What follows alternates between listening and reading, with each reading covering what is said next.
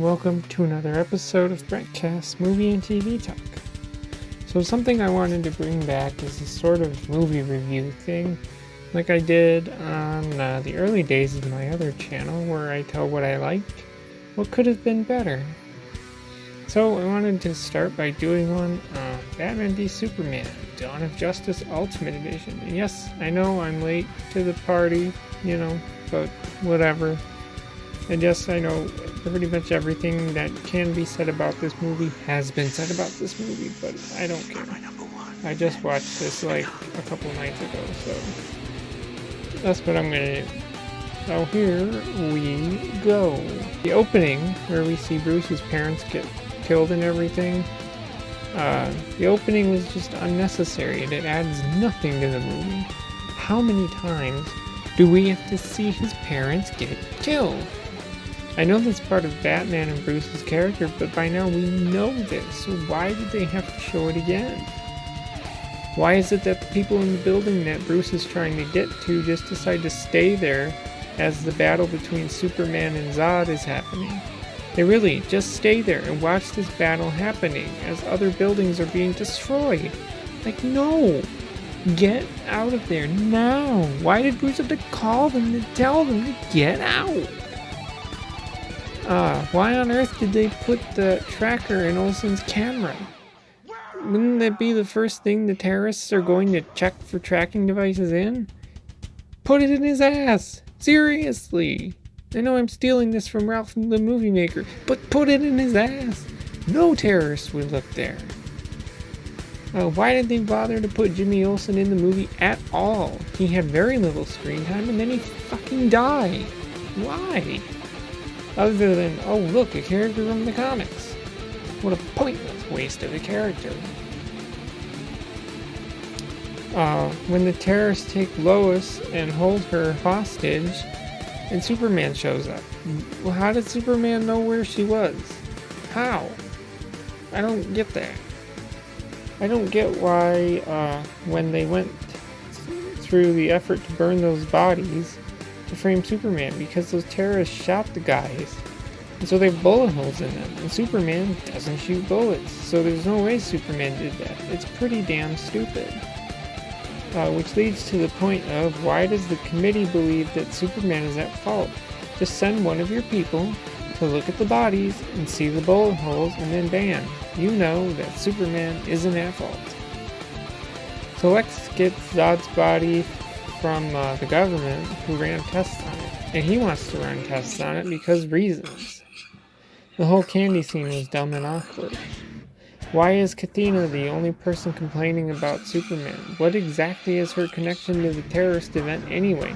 Did someone related to her get killed in the event? They really never show why she hates Superman at all. Lois Lane's entire subplot to prove Superman innocent is just so fucking boring. Every single scene related to it is just boring and pointless. Lane should not have been in the movie this much. She's a secondary character. She can have some scenes with Superman or Clark, or both of them, whatever, but shouldn't have been in the movie this much. She's just boring. Clark Kent is a poorly written character and a poorly acted character. I think Henry Cavill is good at being Superman, but personally, being Clark Kent, not so much. It's a very one-dimensional portrayal of Clark Kent. Like, he's as boring as Lane is. Bruce's scene at the boxing match is pointless. He cloned a phone because of what exactly? Is it so they know where the bad guys are in the warehouse scene at the end? Come on, movie, explain this. The scene with Lex's "the red capes are coming" speech is really bad, and like whoever wrote that dialogue it just was bad. I do like the music in the scene though. Why is Lex so bad at speaking in front of the people at the party? He's good at speaking to the senator, so like, what happened? I thought the whole montage where they show people talking about Superman on the news shows and whatnot was interesting. I feel like if Superman or somebody or something like Superman were real, then this would be the kind of thing that would happen. The whole thing with Batman branding people is not something that Batman would do, and I don't even read Batman comics. Wonder Woman's entrance in the movie at this party was meh, and her kind of dialogue just sucked. Batman's entire Desert Dream sequence doesn't belong in the movie at all. It's like throwing in a scene from Mad Max, and it really feels out of place. Add to that, Batman would never kill anyone, and Superman would also never try to kill anyone with his laser eyes. The Flash's cameo was pointless other than one of those, oh look, a character I know from the comics type of moment. Plus it's just there to set up more movies in the future. Why does the entire Doc's chase sequence even exist? It's not like Batman to have a loud explosive car chase. He sticks to the shadows and takes guys out methodically and whatnot. Why didn't he just attach a tracker to their one of their cars and wait for it to get to wherever it was going and then show up? Be a goddamn detective, Batman. Batman doesn't have a good reason to not like Superman. Is it because his people died in the fight that takes place in Man of Steel and at the beginning of this movie? Is it because a lot of innocent people died in that fight? What are his reasons for not liking Superman? Please explain it to me, movie. Why does Superman leave so quick after the explosion? Does he know that the people will question why he didn't stop the bomb from going off? And to add to that, why are the people mad at Superman for not stopping this explosion? Do they think that he made the choice to do nothing? They don't explain why everyone is mad at Superman other than you didn't stop the bomb, so we're mad at you. They didn't think of it was a setup, so Superman couldn't have done anything. But no, of course not. No one thinks this. They're just mad at Superman because he could have stopped it and he didn't. We have more future movies set up stuff with Bruce finding that picture of Wonder Woman and then Wonder Woman going through that file with the short clips on the Flash, Cyborg, and Aquaman. How exactly is Lex able to get a biological override to use the Genesis chamber in the Kryptonian ship? Do you have to be like Superman or Zod, from Krypton and have Kryptonian DNA to use it? Also, how was Lex able to get the Genesis chamber up and running? Did he have guys go in and figure out how to make it work even though it's technology from a different planet that's possibly beyond our own? It's really confusing. I felt like the scenes with Clark going up to the mountain to talk to his ghost dad was out of place, and what did it really serve? Also, how was Clark just able to talk to his ghost dad? Yeah, okay, whatever.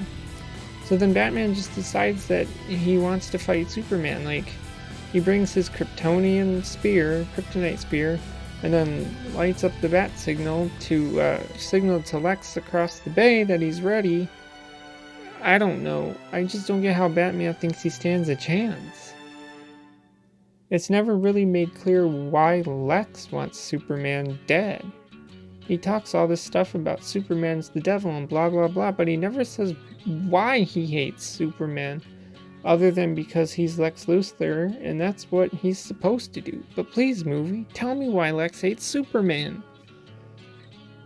So then we get to the part where Lex tosses Lois off the building because that'll get Superman there, and by golly, it works. But how did Superman know that Lois was falling? It's like the earlier part when Lois is being held captive and Superman just shows up out of nowhere. Does he specifically have a sense or something on Lois because they're in love or something? Speaking of them being in love, there's maybe one scene that shows that. Yeah, Lois and Clark's a couple. Otherwise, they kind of just skip this until the end when Superman is dead and Lois is crying her eyes out. There is one random scene, one random thing here, but how far is Gotham from Metropolis? I mean, when Lex is standing on the top of his tower, you can see, I don't know which one it is, probably Gotham, right across the water. So when Lex starts with the whole I have your mom thing to Superman, and Superman gets really pissed and he almost laser eyes Lex. So if Lex had not stopped him, would Superman really have killed him? That doesn't seem like what Superman would do. Okay, so when Lex tells Superman, when you came here you had an hour and now you have less, it's like, no shit, he has less time than an hour. You spent a bunch of time talking to him. It's a stupid piece of dialogue. Why is it that when big things start to happen, people just stand around and watch? When the ship starts shooting lightning and shit and the power grid is getting messed up, the people at the Daily Planet, they just stand there and watch, even when the power goes out. They just stand there. Don't evacuate or anything, just stand there in awe and possibly die. I actually like how Superman says he's going to Gotham to get help from Batman. At least Superman gets it that they need to work together to defeat Luthor. So when Superman arrives, he wants to talk to Batman. Why doesn't he let Superman talk? Batman is not the type to just shoot first and ask questions later. We could have avoided the Martha moment, which is coming up later, and just, Batman, let Superman talk, damn it. I do wish that Batman would realize that no matter what he has, armor, kryptonite weapons, whatever, that he will never be able to beat Superman. And add to that, their entire fight was boring. Here it is, the thing that you may argue about, but I agree with. The entire Martha thing was dumb and pointless. And I just love how Lois shows up in the nick of time to save Superman and get Batman on their side. That's all I'm going to say about it because it's been talked to about enough. I will admit that I really enjoy the warehouse fight scene personally. This is how Batman shouldn't be when it comes to combat. He doesn't kill anyone, he uses technology to make all the bad guys' guns not fire, and then he enters the scene from the floor. And not the door. That's where the bad guys were expecting him to come from. We needed more of this from Batman in the movie. There's the whole kryptonite staff. Batman brings it to deal with Superman, but we know that didn't happen. Well, he didn't need it. So when Batman and Superman leave, they leave the staff there. Why? And then Lois throws it in a lake, and then they realize they need it because it's the only thing that'll stop Doomsday. Now, I know that neither Batman or Superman knew that Lex had Doomsday as a backup plan, but why the fuck would Batman just leave his shit behind? Why didn't Batman take it with him just in case he needed it later? That way, you have it when you need it and you can kill Doomsday without Superman getting killed. Maybe. I don't know if that would or wouldn't have happened still.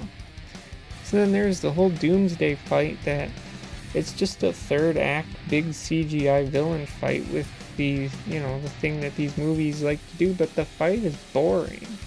Plus Wonder Woman comes out of nowhere to help and Superman dies at the end. Well, he's not really dead because the end of the movie with the sand and Justice League's coming up. I also thought that the whole idea to nuke Superman and Doomsday while in space is a really dumb idea. What government would make that decision?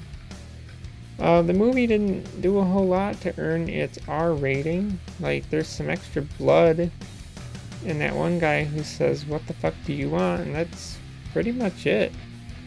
I can also add that there are not that many extra scenes, but I think the extra scenes really helped make the movie make more sense. I remember when I saw the regular cut of this movie and it was really confusing, so this cut helped me not be confused.